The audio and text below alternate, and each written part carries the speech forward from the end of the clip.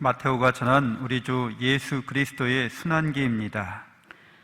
온 무리가 일어나 예수님을 빌라도 앞으로 끌고 갔다. 그리고 예수님을 고소하기 시작하였다. 우리는 이 자가 우리 민족을 선동한다는 사실을 알아냈습니다.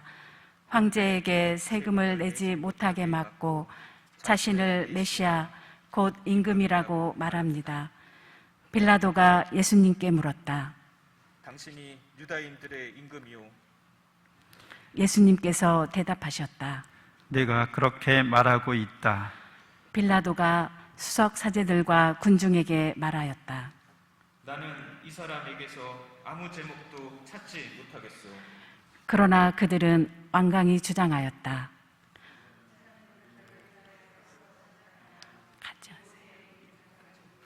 온 유다 곳곳에서 백성을 가르치며 선동하고 있습니다. 이 말을 들은 빌라도는 이 사람이 갈릴레아 사람이냐고 묻더니 예수님께서 헤로데 관할에 속한 것을 알고 그분을 헤로데에게 보냈다. 그 무렵 헤로데도 예루살렘에 있었다. 헤로데는 예수님을 보고 매우 기뻐하였다. 예수님의 소문을 듣고 오래전부터 그분을 보고 싶어 하였을 뿐만 아니라 그분께서 일으키시는 어떤 표징이라도 보기를 기대하고 있었던 것이다. 그래서 헤로데가 이것저것 물었지만 예수님께서는 아무 대답도 하지 않으셨다. 수석 사제들과 율법학자들은 그 곁에 서서 예수님을 신랄하게 고소하였다. 헤로데도 자기 군사들과 함께 예수님을 업신여기고 조롱한 다음 화려한 옷을 입혀 빌라도에게 돌려보냈다. 전에는 서로 원수로 지내던 헤로데와 빌라도가 바로 그날에 서로 친구가 되었다. 빌라도는 수석 사제들과 지도자들과 백성을 불러 모아 그들에게 말하였다. 여러분은 이 사람이 백성을 선동한다고 나에게 끌고 왔는데 보다시피 내가 여러분 앞에서 신문해 보았지만 이 사람에게서 여러분이 고소한 제목을 하나도 찾지 못하였소. 헤로데가 이 사람을 우리에게 돌려보낸 것을 보면 그도 찾지 못한 것이요. 보다시피 이 사람은 사형을 받아 마땅한 짓을 하나도 저지르지 않았소. 그러니 이 사람에게 매질이나 하고 풀어주겠소. 수석 사제들과 지도자들과 백성은 일제히 소리를 질렀다. 그자는 없애고 바랄바를 풀어주시오. 바랍바는 예루살렘에서 일어난 반란과 살인으로 감옥에 갇혀있던 자였다. 빌라도는 예수님을 풀어주고 싶어서 그들에게 다시 이야기하였지만 수석 사제들과 지도자들과 백성은 외쳤다. 그자를 십자가에 못 박으시오. 십자가에 못 박으시오. 빌라도가 세 번째로 그들에게 말하였다. 도대체 이 사람이 무슨 나쁜 짓을 하였단 말이오? 나는 이 사람에게서 사형을 받아 마땅한 죄목을 하나도 찾지 못하였소. 그래서 이 사람에게 매질이나 하고 풀어주겠소. 그러자 그들이 큰 소리로 예수님을 십자가에 못 박으라고 다그치며 요구하는데 그 소리가 점점 거세졌다. 마침내 빌라도는 그들의 요구를 들어주기로 결정하였다.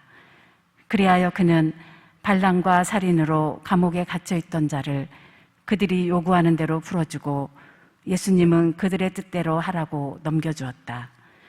그들은 예수님을 끌고 가다가 시골에서 오고 있던 시몬이라는 어떤 키레네 사람을 붙잡아 십자가를 지우고 예수님을 뒤따르게 하였다. 백성의 큰 무리도 예수님을 따라갔다. 그 가운데에는 예수님 때문에 가슴을 치며 통곡하는 여자들도 있었다. 예수님께서는 그 여자들에게 돌아서서 이르셨다. 예루살렘의 딸들아, 나 때문에 울지 말고 너희와 너희 자녀들 때문에 울어라. 보라, 아이를 낳지 못하는 여자, 아이를 베어보지 못하고 젖을 먹여보지 못한 여자는 행복하여라 하고 말할 날이 올 것이다. 그때 사람들은 산들에게 우리 위로 무너져 내려라 하고 언덕들에게 우리를 덮어다오 할 것이다.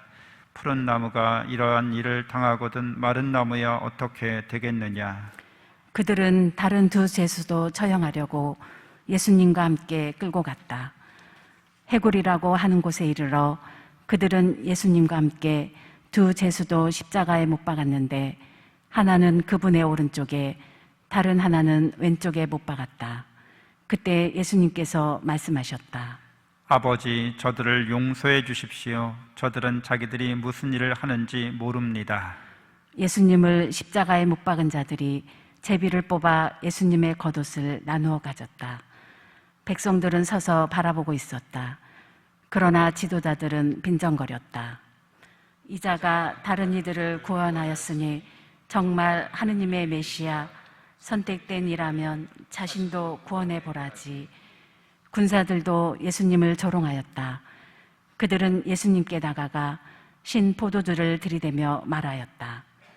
내가 유다인들의 임금이라면 너 자신이나 구원해 보아라. 예수님의 머리 위에는 이 자는 유다인들의 임금이다 라는 제명패가 붙어 있었다. 예수님과 함께 매달린 죄수 하나도 그분을 모독하였다. 당신은 메시아가 아니시오. 당신 자신과 우리를 구원해 보시오. 그러나 다른 죄수는 그를 꾸짖으며 말하였다. 같이 처형을 받는 주제에 너는 하느님이 두렵지도 않느냐? 우리야 당연히 우리가 저지른 짓에 합당한 벌을 받지만 이분은 아무런 잘못도 하지 않으셨다.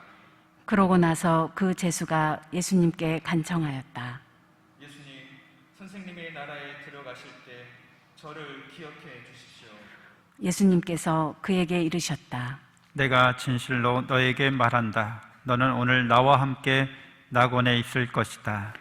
난 12시쯤 되자 어둠이 온 땅에 덮여 오후 3시까지 계속되었다. 해가 어두워진 것이다. 그때 성전 휘장 한가운데가 두 갈래로 찢어졌다. 그리고 예수님께서 큰 소리로 외치셨다. 아버지, 제 영을 아버지 손에 맡깁니다. 예수님께서는 이 말씀을 하시고 숨을 거두셨다. 무릎을 꿇고 잠시 묵상하시겠습니다.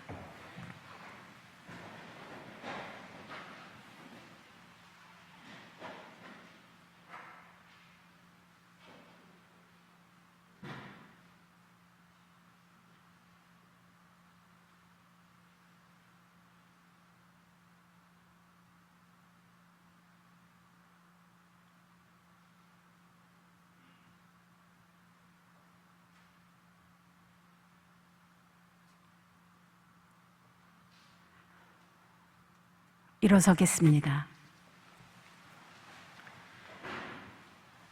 그 광경을 보고 있던 백인대장은 하느님을 찬양하며 말하였다. 정녕 이 사람은 의로운 분이셨다. 구경하러 몰려들었던 군중도 모두 그 광경을 바라보고 가슴을 치며 돌아갔다. 예수님의 모든 친지와 갈릴레에서부터 그분을 함께 따라온 여자들은 멀찍이 서서 그 모든 일을 지켜보았다. 주님의 말씀입니다. 그리스도님 참여합니다.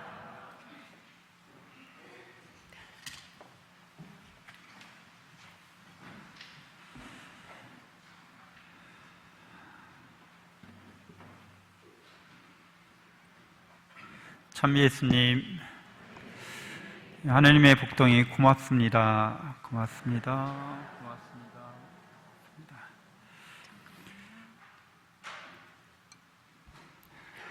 네, 오늘 주님 순환 성지 주일입니다. 주님께서 예루살렘에 입성하시는데요. 오늘 나귀를 타고 입성하시는 모습은 드가리아 9장 9절에 예언되어 있는 평화의 임금을 연상시킵니다. 딸 시온아 한껏 기뻐하여라. 딸 예루살렘아 환성을 올려라. 보라, 너의 임금님이 너에게 오신다. 그분은 의로우시며 승리하시는 분이시다. 그분은 겸손하시어 어린 나귀를 타고 오신다. 평화의 임금님께서 올바르신 정의로운 승리하시는 분이시지만 겸손하셔서 나귀를 타고 이제 수도에 당신의 성에 예루살렘에 오신다는 내용입니다. 예수님께서 저렇게 나귀를 타고 오시는 모습은 당시 사람들에게 메시아에 대한 대망을 실현하는 그런 모습으로 비춰질 수도 있었습니다. 당시 이스라엘 사람들은 로마의 식민 통치하에 있었는데 우리가 일제 식민 치하를 겪은 것처럼 그들도 고난과 또 역경의 세월을 보내고 있었죠. 그리고 해방을 간절히 원하고 있었습니다. 예수님 태어나시기 그 전과 후에 오늘 복음에서도 성지 행렬하기 전 복음에서도 바라바라는 예수에 대한 그런 이야기가 전해지는데 무장 폭동이나 봉기가 자주 일어났던 거죠. 예수님 태어나기 전과 후에는 특별히 대대적인 민중 저항이 있었는데 로마군에 의해서 진압되면서 2,000명이나 넘는 사람들이 십자가형을 받은 그런 끔찍한 경우가 있었습니다. 예수님 당시의 사람들은 간절히 이런 로마의 압제로부터 해방되길 원했었고 민족 내부에서는 그 로마 정권을 인정하고 같이 친로마 정책을 수행하면서 기득권을 지키고자 하는 그런 사두가이파가 있었고 또 민족주의자 그룹에서는 율법을 우리가 지키지 않아서 이렇게 된 거라고 하면서 율법주의에 빠져 있는 바리사이파인들도 있었고요. 그리고 무장 저항 운동을 하는 젤로파라고 하는 사람들도 있었고 이 세상을 완전히 떠나서 이제 새로운 개벽 세상이 온다고 생각하면서 신비주의 운동을 벌였던 에세네파라는 사람들도 있었습니다. 우리 일제시대 때도 이런 부류들이 있었죠. 민중은 착취와 억압 가운데 고난 가운데 구원자 오시기를 열망하고 있었습니다. 예수님께서 오늘날에도 영원한 우리의 구세주로 메시아로 우리에게 오시는데 우리가 처한 상황마다 주님은 함께하고 계십니다. 코로나 사태를 장기간에 걸쳐서 우리가 겪고 있고 또 국제적으로는 전쟁 상황이 우리를 암울하게 하죠. 인권 침해와 여러 가지 경제적인 여파들이 우리를 힘들게 합니다. 또 부동산은 올라도 걱정이고 내려도 걱정이어서 진퇴양난의 상황인 거죠. 또 가정사의 여러 문제들, 가족 간의 갈등이나 어려움을 겪고 있는 그런 가정들도 있습니다. 또 직장이나 이웃의 관계 안에서 발생하는 여러 일들이 우리를 힘들게 합니다. 어렵게 할 수도 있습니다. 나는 한 인간으로서 잘 살고 있는지, 어떻게 살아야 되는지 고민되고 고뇌스러운 나날들을 겪을 수도 있습니다. 예수님은 우리의 이런 인간적인 상황을 몰라주시는 분이 아니시죠. 그분은 참 사람이시기 때문에 그렇습니다. 오늘 제2독서에서 그분은 하느님과 같은 분이셨다고, 하느님이시면서 사람이셨던 거죠. 그래서 우리의 인생에, 우리의 마음에 더 깊이 공감되는 면으로 우리에게 오실 수 있는 분이십니다. 우리의 중심으로 오시는 분이신데요. 그래서 우리의 중심에 가장 깊은 곳에 무엇이 있을까? 그래서 우리 마음을 들여다보면 욕심이 있죠, 일단. 그 욕심스러운 마음에 더 깊은 곳에 가면 하느님이 되고 싶은 마음이 있는 겁니다. 하느님처럼 되고 싶다는 거죠. 자유롭고 모든 것을 다 내 마음, 내 뜻대로 다 하고 싶은 거죠. 그게 안 되니까 그렇게 하려고 하는 게 욕심이고 그렇게 안 되는 게 우리의 좌절이고 절망인 거죠. 근데 우리의 마음 깊은 곳에 하느님처럼 되고 싶다는 이 이유를 알 수 없는 이 근본적인 우리의 희망은 우리가 하나님을 닮았기 때문이라고 성경은 이야기해 주죠. 우리 모습대로 우리와 비슷하게 사람을 만들자 하셨기 때문에 우리가 하나님을 닮아 있고 하나님처럼 되려고 한다는 거예요. 근데 하느님처럼 되는 길은 어디에 있어요? 하느님의 사랑을 우리가 깨닫고 믿고 진실하고 무조건적인 영원한 그 사랑으로 하느님과 사랑의 관계를 맺을 때 우리는 자연스럽게 하느님을 닮아가는데, 하느님의 사랑을 우리가 믿지 않을 때, 하느님의 사랑을 부정할 때 하느님처럼 되고자 하는 우리의 욕망은 이제 죄를 불러일으킵니다. 그래서 하느님을 사랑하지 않기 때문에 참다운 진실한 사랑으로 자기를 사랑하지 못하고 가족과 이웃도 사랑하지 못하기 때문에 모든 이러한 죄의 무질서가 우리 자신과 가정과 사회를, 전 인류를 고통스럽게 합니다. 외적인 문제들, 코로나, 전쟁, 경제상, 사회적 갈등, 인간관계를 풀어가는 출발점은 그래서 우리 마음 깊은 곳에서 하나님을 닮은 영적인 우리 자신, 우리의 영성을 일깨우는 거죠. 우리 마음 영혼의 가장 깊은 곳에 평화의 임금님 예수님께서 우리에게 오십니다. 우리 마음 깊은 곳으로 사람으로서 오시는 거죠. 그래서 우리에게 하나님의 사랑을 일깨워 주시려고 우리에게 오시는 겁니다. 사랑으로 우리 가장 깊은 곳으로 들어오고 계십니다. 그래서 사랑 안에서 굳건히 우리가 자리를 잡을 수 있어야겠습니다. 무조건적인 사랑, 진실하고 영원한 사랑으로 우리 삶의 모든 조건들, 상황들을 수용하고 의미를 찾아내는 거죠. 사랑 안에 있을 때만 우리는 이해할 수 있게 됩니다. 의미를 부여할 수 있게 된다는 거죠. 사랑이 없으면 이해할 수 없습니다. 의미가 없습니다. 우리 삶에 목적도 없습니다. 하나님의 사랑을 받은 나로서 하나님을 사랑하고 하나님을 닮아가기 위해서 이 모든 게 우리에게 주어졌다라고 이해하는 거죠. 깨닫는 거죠. 그리고 그것을 수용하는 겁니다. 기꺼이 감내하는 거죠. 인생이 선물이라고, 사랑의 선물이라고 그렇게 받아들이는 겁니다. 신자는 아닐 거라고 생각하는데, 이러한 삶의 태도와 자세가 모범이 되는 사람 중에 하나가 일본 경영의 신이라고 불리던 마쓰시다 고노스케죠. 이 사람은 인생의 세 가지 축복을 얘기합니다. 그것이 가난, 병약, 무학이었어요. 자기는 가난하게 태어났기 때문에 축복받았다는 거예요. 그래서 어렸을 때부터 부지런하게 살지 않으면, 성실하게 살지 않으면 굶어 죽을 수밖에 없는 처지였다는 거예요. 그래서 가난하기 때문에 자기는 성실이 몸에 익었다는 거예요. 부지런함이 몸에 체득됐다는 겁니다. 몸을 그냥 잠시도 가만 안 두고 계속해서 시간이 되는 대로 시간을 허비하지 않고 낭비하지 않고 잘 선용한다는 거예요.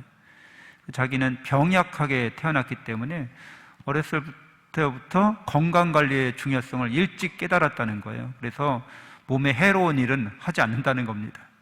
술 마시거나 담배 피거나 삶의 스타일을, 삶의 이런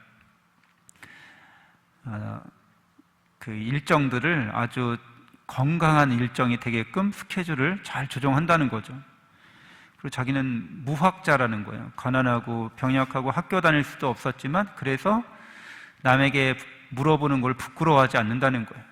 그리고 지식을 가진 사람, 전문가들의 말을 잘 경청한다는 겁니다.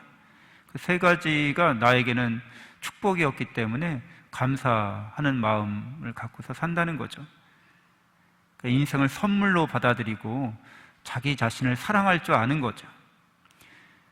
그래서 우리는 그리스도인들이야말로 이러한 정신으로 살아가야 되는 이 세상에서 내가 사랑받는 자라는 것을 가장 잘 드러내고 자기 인생을 사랑하고 또 자기 인생을 통해서 다른 가족과 이웃을 그렇게 사랑으로 우리가 실천을 통해서 하나님을 닮아가는 모습을 살아가야 할 사람이라는 걸 우리가 누구보다도 잘 알 수 있습니다. 좋은 일이든 나쁜 일이든 내가 사랑으로 성숙해 나가는데 모두 필요합니다.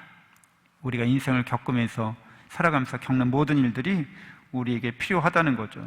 그런데 특히 나쁜 일이 일어났을 때 내가 더 빨리 철이 듭니다. 더 지혜로워진다는 거죠. 세상을 있는 그대로 바라볼 줄 알게 됩니다. 그리고 그 안에서 사랑으로 의미를 찾아내는 거죠. 그리고 그로 말미암아 내가 그런 역경과 시련을 극복해 나가면서 이제 성장하고 성숙하게 됩니다. 그러니까 하느님 사랑 안에 있는 사람은 모든 일들이 다 좋은 일들이 됩니다. 자, 사랑이 무엇인지 우리가 좀 묵상하면서 이 성주간을 하느님의 사랑과 은총 안에서 잘 지낼 수 있어야겠습니다. 진리라고 할 때 이 진짜는 신에게 제사를, 그러니까 하느님께 제사 바치면서 그 뜻을 받는 거, 하느님의 뜻, 그걸 진리라고 합니다. 한문으로, 한자로. 그리고 이제 그리스에서는 이걸 알레테이아라고 하는데, 아라는 말은 이제 부정형 접두사고, 뒤에 레테이아는 망각하다, 잊어버리다, 잃어버리다 이런 뜻이에요. 그러니까 알레테이아는 잊어버릴 수 없는, 잃어버릴 수 없는 거, 이걸 진리라고 했다는 거죠. 그 신의 부르심을, 신의 뜻을 받드는 것을 진리라고 하고, 그 신의 뜻이라고 하는 것은 우리가 절대 잃어버릴 수 없다는 거예요. 무엇이 이 진리에 부합할까요? 사랑이죠. 무조건적이고 진실하고 영원한 그 사랑이 이 진리라고 말할 수 있습니다. 그게 하느님의 뜻이고 절대 망각될 수 없다는 거죠. 여러분이 나이가 몇인지, 이름이 뭔지, 내가 남자인지 여자인지, 치매에 걸려서 다 잃어버렸어도, 다 잊어버렸어도 여러분은 사랑받고 사랑하는 것에 대해서 알 겁니다. 알게 될 것입니다. 그 사랑으로 우리는 어느 경우에나 그것을 잃어버릴 수 없어서 이런 의식이 아주 낮은 식물 상태에 있는 존재들도 사랑하고 사랑받는 걸 압니다. 우주 전체의 모든 살아있는 것들은 이 사랑의 진리를 알고 있다는 거죠. 그러니까 그 사랑이 바로, 모든 사랑이 다 하느님께로부터 온 것이고, 하느님은 그 사랑의 완성이십니다. 영원하고 진실하고 무조건적인 사랑으로 우리를 사랑하려고 오신다는 거예요. 우리 마음속 깊은 곳에까지 그 사랑으로 행진해 오십니다. 진군해 오십니다. 그리고 점령하십니다. 우리를 정복하십니다. 사랑으로 지배하고 통치하십니다. 그러니까 우리가 환영하고 영접하면서 우리 마음 깊은 곳에 그 사랑으로 우리 자신을 충만되게 할 줄 아는 것, 그러한 삶은 이제 하느님처럼 되는 삶이죠. 하느님을 닮아가는 삶이 됩니다. 자기 자신을 사랑하는 거죠. 자기 마음을 사랑할 줄 알아야 돼요. 먼저 자기 자신을 사랑하고 자기 마음을 사랑할 줄 아는 사람은 자기 자신을 사랑으로 다스리는 자가 되는 겁니다. 공동 지배자가 되는 거죠. 공동의 통치자가 되는 거예요. 하느님의 사랑으로 자기 마음을 사랑하는 일은 우리에게 주어진 첫 번째 과제라고 할 수 있습니다. 기쁘고 신나는 일이죠. 자기를 사랑하는 일은 모험이고 도전이기도 합니다. 여러분도 느끼시겠지만, 이거 내가 나를 잘 알기도 어렵고 내가 나를 사랑하기도 쉽지 않아요. 그렇죠, 여러분? 마음이 하루에도 몇 번씩 변덕이 죽을 듯 하시죠? 그냥 요거를, 아니 왜 화가 나는 거지? 왜 서운한 거지? 나도 내 마음 모르겠네.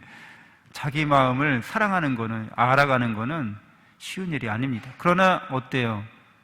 나만이 내 마음을 잘 알 수 있고 나만이 내 마음을 사랑해 줄 수 있죠. 그거는 우리의 첫 번째, 가장 쉬우면서도 가장 안전하면서도 가장 신나고 또 가장 어떻게 보면 쉬운 길이라고 할 수 있습니다. 모험이고 도전인 거죠. 근데 그것을 잘 우리가 자기를 사랑하는 길을 터득해 가면 다른 사람들도 다 나와 똑같은 마음을 지니고 있기 때문에 다른 사람 사랑하는 것에 대해서도 이제 길을 우리가 열어갈 수 있게 됩니다. 너의 이웃을 너 자신처럼 사랑하라는 예수님의 말씀을 실천해 갈 수 있습니다. 그리스도인들은 이런 사랑의 진리 가운데 있는 사람이기 때문에 데살로니가 1서 5장 16절에서 18절 바오로 사도가 우리에게 말씀하신 것을 우리는 실천해 갈 수 있게 됩니다. 언제나 기뻐하십시오. 끊임없이 기도하십시오. 모든 일에 감사하십시오. 이것이 그리스도 예수님 안에서 살아가는 여러분에게 바라시는 하느님의 뜻입니다. 그러니까 사랑으로 인한 기쁨을 언제나 기뻐할 수 있는 그 기쁨이 바로 이 사랑으로부터 온다고 우리는 경험적으로 알 수 있습니다. 한참 연애하는 사람들 항상 기뻐하잖아요. 그렇죠? 그리고 항상 끊임없이 서로 대화하고 소통합니다. 일상적이고 사소한 그런 대화와 소통서부터 아주 속 깊은 뜻 깊은 그런 이야기까지 계속해서 서로 소통하고 있는 거죠. 대화하고 있는 거죠. 기도한다는 게 대화한다는 뜻이니까 하느님과 그렇게 늘 대화하면서 사는 거죠. 하나님의 사랑 안에 있고 내가 그 진리를 깨닫고 있고 확신하고 있고 체험하고 있다면 사는 게 기도가 되는 거죠. 일상이 그냥 기도입니다. 늘 하나님하고 친밀하게 우리가 사귀고 있는 거기 때문에, 소통하고 있는 거기 때문에 연애하는 연인들이 계속해서 마음이 서로 이렇게 이어져 있듯이 하나님하고 이어져 있는 거죠. 그래서 모든 일이 이제 감사할 수 있다고 하는 겁니다. 하나님의 영원한 사랑으로 영원한 생명과 행복을 이미 받은 자인데, 이미 하나님을 닮았는데, 그러니까 이미 우리는 구원받은 사람으로서 구원의 삶을 살아가는 게 우리에게 놓인 과제라고 할 수 있겠습니다. 한 주간 동안, 성주간 동안 하나님의 사랑을 특별히 성목요일, 성금요일, 성토일 하나님께서 우리에게 예수님을 통해서 당신의 사랑을 완전하게 드러내 보여주십니다. 그 전례를 통해서 우리도 하나님의 사랑에 더 가까이 나아가는 한 주간 되시기를 바라면서 잠시 묵상하겠습니다.